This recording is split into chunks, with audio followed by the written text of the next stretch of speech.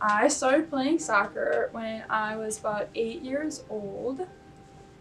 Growing up, soccer was just something fun to do with my friends and my family. My younger sister played, and my dad coached, so we all enjoyed being together and playing. My family supported me when I was playing soccer. My mom was at every single game on Sunday mornings or Sunday evenings, didn't matter what time. My dad was one of the head coaches, so he was at every practice on Tuesday nights, Thursday nights, Saturday mornings, and was at every game on Sundays. I was able to play soccer with my age bracket, and Hannah played with her age bracket, which my dad coached. So with him being the coach, I was sometimes able to play on their team and go to games with them and go to practices with them, which I think made our whole family even closer, We were always going to games or coming from games or going to practice and coming from practice. So I think soccer was definitely like a big part of our lives growing up when we were little. The role I was to get her to practices. I also assisted coaching, ended up being head coach for a little bit, and making sure she had everything she needed, the water, and all this stuff, the cleats, the shin guards when you got there, a ball that was inflated, so. My dad always pushed me to be better, knowing he was there, knowing he was coaching. I knew I had to make him proud and play well. And he would always give me tips and pointers on how to play better and be a better teammate. On September 29, 2013, I was playing a soccer game on our home field, and we were on the opposite side of the field, and a girl was in front of me, and she kicked the ball really hard, and I didn't see it coming, and it hit me in the face and hit the front of my right eye, and then I fell to my knees and hit the back of my head and blacked out. My first initial thought was, that's not a normal drop to the ground. Yes, there are dramatics in soccer, believe it or not. I think more in men's than women's. But I knew something wasn't right, because she usually would just bounce back up or would be rolling around, and she didn't roll around. I initially thought it was serious. The coach at the time, I had moved from being up in the stands. I wasn't coaching at that point. I moved from being up in the stands and on the track waiting just to see. The coach was trying to get her up. And I'm going, you can't do that. She has a head injury. And I finally went over and I said, go take care of the kids. I'll take care of her. You can't move her. The game is stopped. We need to call for a squad. She's got a head injury. You have to go into a mode of, unfortunately, I stepped away from being a father and more into my medical background as an EMT, and protecting her back, her neck, her head, and basically I looked up in the stands and told my wife to call 911. Hannah was obviously playing forward when she was injured, and I was a defender at the time, so I remember just looking forward and just seeing that initial smack and being ooh, that sucks, and then I remember her falling to the ground. My initial thought was just totally oh, it's just she'll be fine. She was just hit. She'll get up and she'll be fine. My initial thoughts were probably get up, because girls tend to be dramatic, and but by the time I got down on the field and I got close enough and Hannah said, Mom, I can't see you, where are you? And she kind of called out for me, and I was like, okay, I'm right here. So it kind of made me nervous. When we first got to the hospital, the doctors just kind of brushed it off, said, oh, it's probably just a concussion, it's not a big deal, and we'll run a CT scan and do some other stuff, look at some blood work, and from there, there's like, we'll get you out of here. So. Okay. We're taking pictures, thumbs up, sending people things, telling them we're fine. And we had talked about where to go to eat. We were all hungry, and it was after dinner time, and we had made plans to go somewhere, and that was our initial, that, we were just doing our thing and she'd be fine and move on. I was rushed to the hospital by an ambulance. Once I was at the hospital, I was given a CT scan right away to make sure my brain was fine. And the scan was fine. I just was diagnosed with a concussion and left the hospital that night with a headache. While we were waiting, we realized it was more serious than I don't want to say just a concussion, but we were waiting for the results of the CT scan, and Hannah's demeanor changed completely, and she went from happily talking with all of us. We had the lights on and we were all just kind of chattering like we always do, and she got real quiet, had a lot of pain, so much so that my husband got up and went and found the doctor. Like, something's wrong. We turned off the lights, nobody made any sounds. That's when we knew something was more serious than that. Some things that I remember immediately after my injury was just having a hard time remembering what I was doing and where I would put things. And I also had a hard time speaking. My speech was all gurgly and not smooth. I would walk around the house and like put my phone down places and like forget where it would be. I would not remember what I was doing when I would like go into a room or something. So I had like a lot of memory issues. In that week, we definitely knew we had to do something else. We didn't know exactly what. So we went to our primary care physician, and it just so happened that she had had a concussion herself previously and was like, oh, this is serious, we need to do something, because she had, the clinic had started to train their doctors that this was more than just, nothing. The diagnosis of a traumatic brain injury, or TBI, was months after we started seeing a lot of the specialists. Our family doctor got us into a neurologist with the Cleveland Clinic that works with retired NFL players, retired boxing, hockey, most of the colleges and stuff. And he said that, this is a very unique scenario. He had given statistics of most concussions end up healing themselves or correcting themselves within, actually he said 80% correct, you're back to normal within two weeks. Of that 80%, 20% are 4 weeks, and then there's a small percentage that takes much longer than that. And with Hannah being a female, she has a different muscular skeletal system than men do, obviously. She also, they kept saying she has a long neck, so that doesn't help either. Definitely, Dr. Russman was probably the one to tell me that it was a traumatic brain injury. And I think it came up in terms of like, oh, well, it's just, we were discussing Hannah's symptoms and her inability to return to school, because each time we tried to send her back to school, it failed and she would end up at home again. And so some time went by, and she'd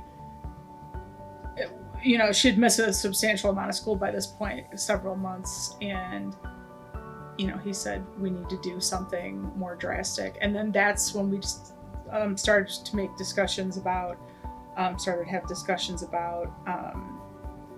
Hannah going through the pain management program at the Cleveland Clinic with the goal of getting her back to school, because we needed to take smaller steps than I think we were aware. We just sent her to school, and then 2 days later she couldn't go back because her headache was so bad, and we were always trying to bring down the headache and get it so that she could do any amount of concentration for a period of time without too much pain. After speaking with my doctors, my plans for sports were put on hold. I was told that I could not participate in any contact sports.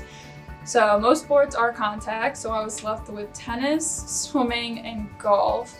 So I decided to start dancing more because that was a sport that I was able to do that was non-contact and was safe for my brain. I started dancing when I was about 3 years old, but after my injury I started dancing more, taking more classes since it was the only form of activity I was able to do. My daily routine changed after my injury was quite significant. I went from being busy all the time and playing soccer and dancing and seeing friends to spending most days on the couch or in my room alone since the headache was so severe. I spent lots of time at doctor's appointments, from therapy to seeing new doctors to having procedures done, anything to help my headache go away. Pretty much every day was different, depending on how the headache was. The ultimate goal for the neurologist was not getting rid of a headache or that, but making it manageable. Well, both of our routines changed greatly because I made it my job to see every doctor who could possibly help or contribute.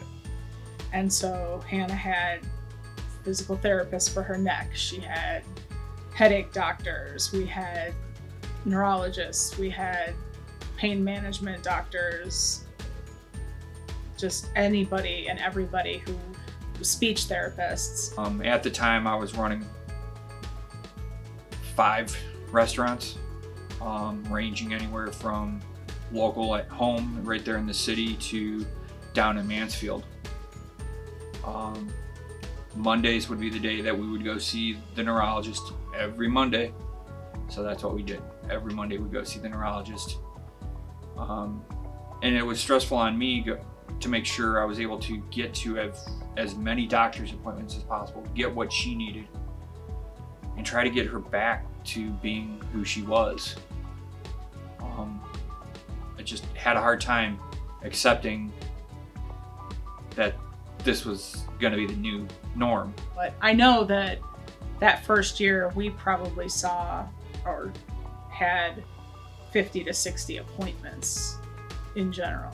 They weren't all doctors, but they were definitely appointments, and that affected her ability to go to school and my ability to work, and her siblings and husband, and affected all of us.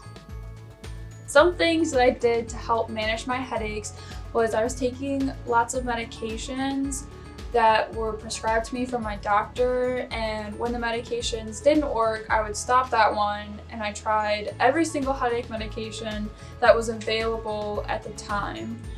I wasn't allowed to take ibuprofen or over-the-counter headache medications because if I took too many, I would get rid of the headache for a little bit, but the headache would come back with what's called a rebound headache, and it would be worse than the headache was before I took the medication. I saw lots of doctors to try and start new things. I tried acupuncture, biofeedback. I went to a pain rehab facility to help get back into the swing of normal life since I had spent so much time alone and not going to school. And anything just to try to help manage the headaches that I was suffering from every day. All said and done, I think Hannah was out between that September game, and I think she went back sometime in February, late February. And we went back very sparsely, a couple of hours here, a couple of hours there. And so it wasn't full days straight back. The goal was just to be at school. It wasn't. Hannah's doctor even said to me, like, this is not the year you're going to worry about her grades. This is not the year that you're going to worry about what she's learning. Is she there? And is she getting through the day? And that's what's important here. Acupuncture is where they put little needles all over your body where you have pressure points to help relieve the pressure that might be building up there. And biofeedback was a technique to help slower my breathing, to see if that would help lower my headaches, if I could control my breaths and control my anxiety and depression. Acupuncture did not help my headaches to go away. It actually made them worse, and biofeedback did help with my managing stress and the level of anxiety I was having. Well, being 13, there isn't a whole lot that's available, and as a matter of fact, the trend in the industry is not to give pain relief much anyway. I mean, we had a 2-day-a-week. We still have a 2-day-a-week rule with ibuprofen and any of the drugs that kill headaches. So we tried gabapentin, Topamax. There were probably others I can't remember the names of. We tried pretty much every one that was out there. And that process is not just walk in, get a prescription, and start to take it. It's a wean down what you're on and wean back up what you are on. And of course, we were all really aware of the fact that we wanted Hannah still to continue to go to school. And if you know, it was hard to know whether medications were working because you might think they didn't work, but then when you stop taking it, and there's so many variables with the pain that's involved, barometric pressure and stress in school, and so yeah, we did.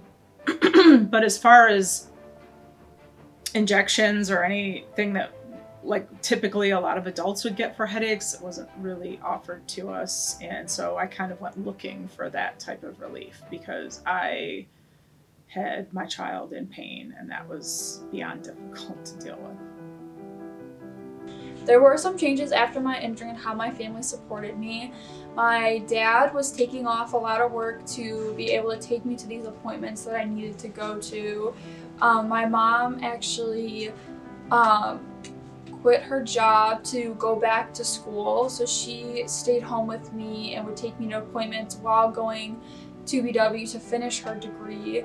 And my sisters just loved on me any way that they could. They knew that I was like suffering from a lot of pain, but they still just loved on me and did anything that they could to help with my headaches. Immediately after her injury, I felt like we were closer because it was like we all wanted to nurture her and take care of her and do that kind of stuff. I was a mess.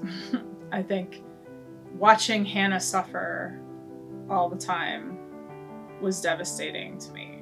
And I kept thinking if I could just do more, find more, research more, I'd stay up all night reading the latest in brain injuries and CTE and concussions and looking for doctors. And I remember having a conversation with Hannah's neurologist regarding some treatments that I read about that were being offered in Florida that I think Bernie Kosar had mentioned. And, you know, he just said, you guys are in a vulnerable position because people will do anything to help their child, help their family member, and not all that's being offered is scientifically proven. So my sisters were affected after my head injury because before I was really close with them. We did a lot of stuff together, and once I got hurt, I spent a lot of time in my room alone, and my parents had focused a lot on me and trying to help me, and I was kind of like the center of attention, and I know they struggled with that since they were just as important, but my parents had focused on me trying to help me with my headaches. Our relationship definitely got worse. We felt a sense there was definitely a point of separation at that point where she just was constantly in pain. So back then I was like, she's just fighting with me just to fight with me and to be mean. But you know, now looking back, I'm like, oh, she just wasn't ever feeling good, so it was easy for us to bicker back and forth. They spent a lot of time by themselves. They really did. And they had to grow up fast because I wasn't there, because I was running Hannah off to an appointment. We were off seeking treatments, doing...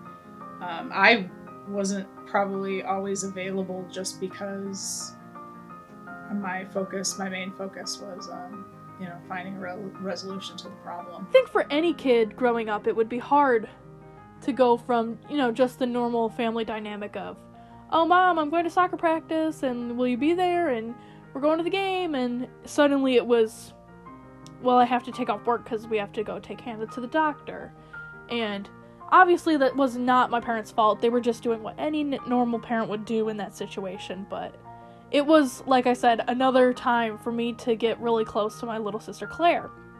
So I wouldn't necessarily say that I had to grow up quick. We had a couple of incidents where we didn't know exactly what to do, how to feed ourselves, but we figured it out. We had a lot of family members and people take care of us and stuff like that. It wasn't ever to the point where I felt like I was neglected.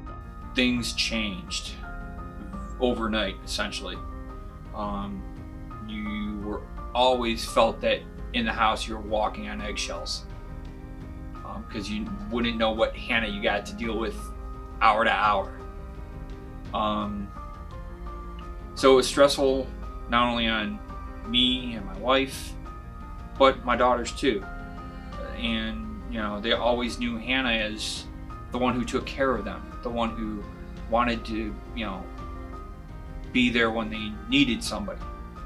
And it was very difficult for her because she was in pain.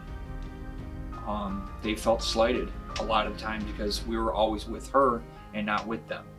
And, her siblings didn't quite seem to understand why I kind of overlooked her shortcomings, but then I got on them for, Hannah and her sister shared a room, and very early on I kept saying they're going to continue to share a room, there's no reason for them not to share a room, until finally we had a doctor just say, like, they all need their own space to just go to and get away from each other and the situation and the stress of what's going on. Sharing a room was one of our last things that kept us close. We used to stay up late giggling over conversations, talking about boys and stuff like that. But with her constantly being in pain and us constantly bickering, my parents finally decided it's time to separate you two. It's time for you both to have your own room. So Hannah can have somewhere to go when she needs to be quiet, and Emily can go somewhere when she needs to be quiet. But I think it definitely put a strain on our relationship and opened a little gate for me to get closer with my younger sister, Claire. 7 years later, I'm still on medication to help with my headaches. I take a monthly shot in my leg to help block the headaches. I go and get Botox done in my forehead, the sides of my head, down the back of my head, my neck, and my shoulders every 3 months. So I'm still going to new doctors to try and find different things to help since my injury has been so long. I go to PT for my neck to try and help get my neck feeling better so that my headaches hopefully go away. And I still just have to manage them with classwork and friends and family, being able to still go to all the events I need to while managing a headache every day. 7 years later, have I adapted?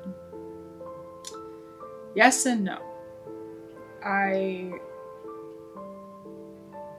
gave up the fight of constantly looking for relief.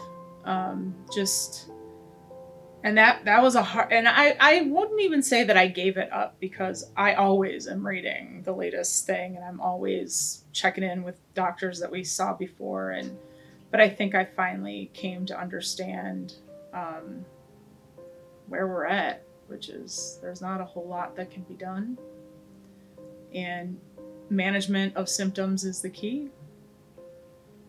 And I had to give up that driving force of do, go, go, go, and focus more on relaxing and quality of life and doing things that were less stressful, because the stress of it contributed to the pain.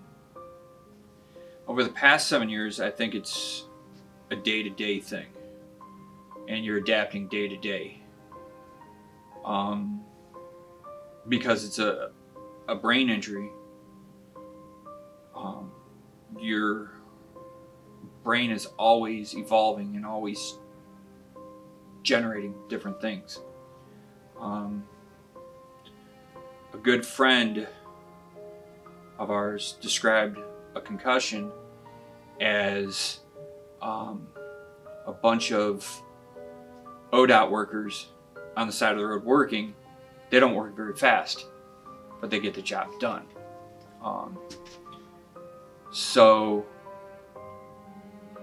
over time, we've adapted here, we've adapted there, but something else happens and changes things. So it's always influx the whole time, it seems.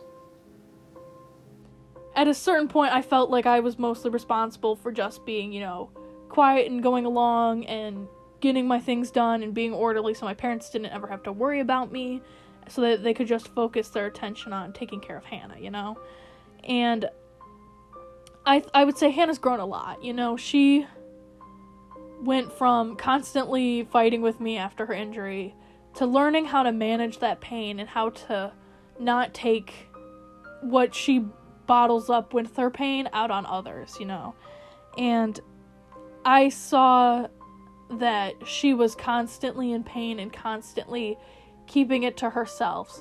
And now she is able to, sit down with people and say, like, I'm sorry, I didn't mean to snap at you. I really have a headache, or, this headache's been stressing me out, or I'm stressed and this headache is not helping. And I found that she has been much better at conveying her feelings and helping the situation that way, As we both grown, this is something that she's dealt with more than anyone, obviously, but we've also had to deal with a little bit, like, oh, today's Botox day, make sure you're taking care of her, and, make sure you don't be too aggressive today, or, don't bicker back and forth with her. But if I didn't have the support from my family, I don't know where I would be with them.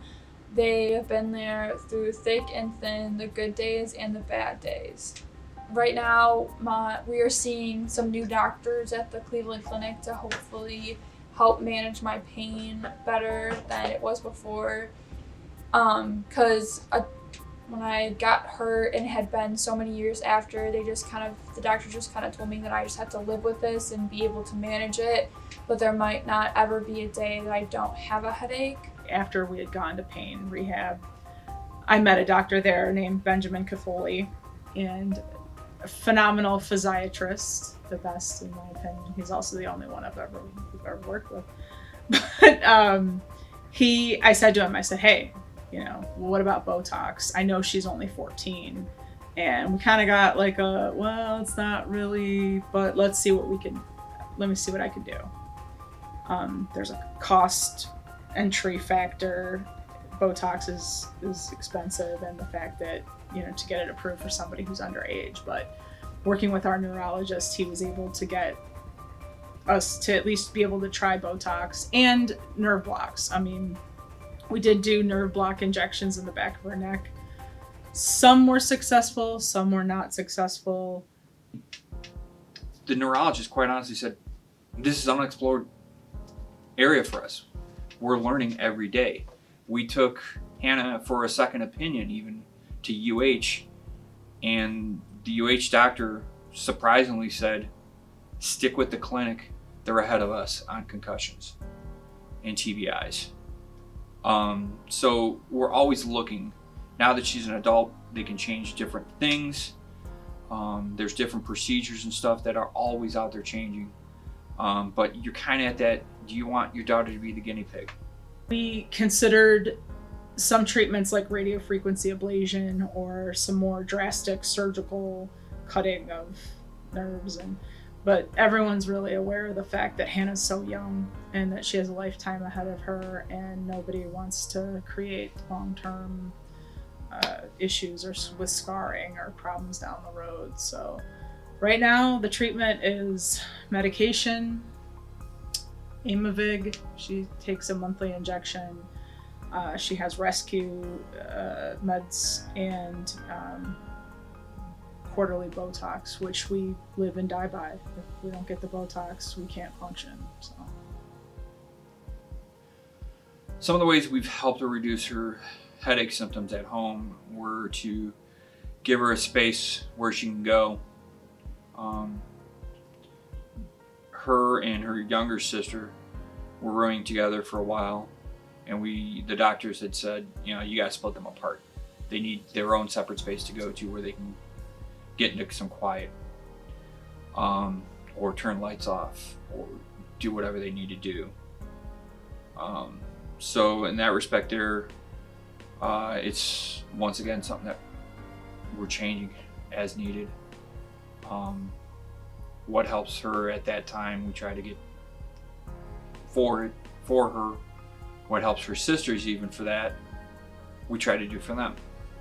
And I know Hannah's tries to be as calm as she can when she's in a lot of pain, but it just doesn't always work that way. I definitely don't think it's fair that I have to have headaches every day. It's definitely made my life a lot harder. Some assignments in school that might take a student like 20 minutes to do might take me up to an hour, since I have to take many breaks from looking at my computer screen. I'm not able just to crank homework out in one night. I have to spread it out because I can't stare at a computer screen that long. And when I just don't feel well and I can't get anything done, that doesn't help my grades, my understanding what's happening in my class. So it's definitely not fair. But at this point, I've just learned to live with it, live with what God's given me, and just make the best of it